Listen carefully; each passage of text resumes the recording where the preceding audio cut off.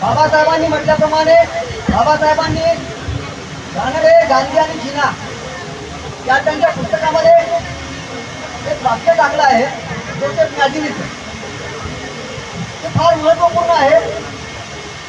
ते असं म्हणतात की आपण जोसेफ मॅजिनीने काय म्हटलं होतं की you can be great man but you cannot be great man ideas. तुम्ही एखाद्या महामानवाला ठार मारू शकता परंतु त्यांचे विचार नष्ट करू शकत नाही. बाबासाहेबांनी या विचाराचं खंडन केलं आणि बाबासाहेबांनी म्हटलं की ज्याप्रमाणे तुम्ही एखाद्या महामानवाला ठार मारू शकता त्याचप्रमाणे त्याचे विचारही नष्ट होऊ शकते. त्याचं कारण बाबासाहेबांनी सांगितलं, जर विचाराचा काफिला समोर घेऊन जाणारा जर कार्यकर्ता जर उपस्थित नसला तर कुठलाही विचार नष्ट होते. या देशातून पुढचा हद्दपार झाला होता.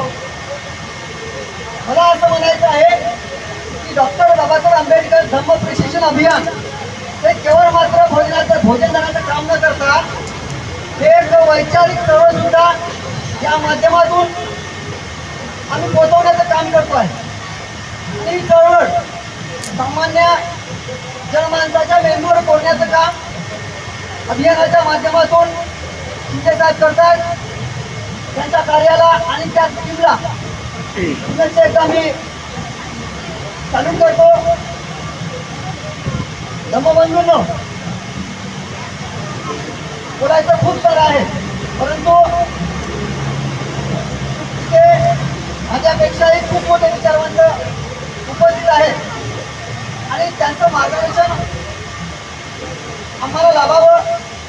अभियानच्या टीमला फार महत्त्वपूर्ण गोष्ट आहे की जेणेकरून आम्हाला भविष्यामध्ये ज्या काही प्रेरणा घ्यायच्या असतात ते तुमच्यासारख्या व्यक्तिमत्वाकडून मिळाव्या हीच अशा अपेक्षा आम्ही करतो. आणि या धम्मचक्र प्रवर्तन दिनाच्या निमित्तानं आम्ही जो भोजनदानाचा कार्यक्रम येथे आयोजन केला ते सर्व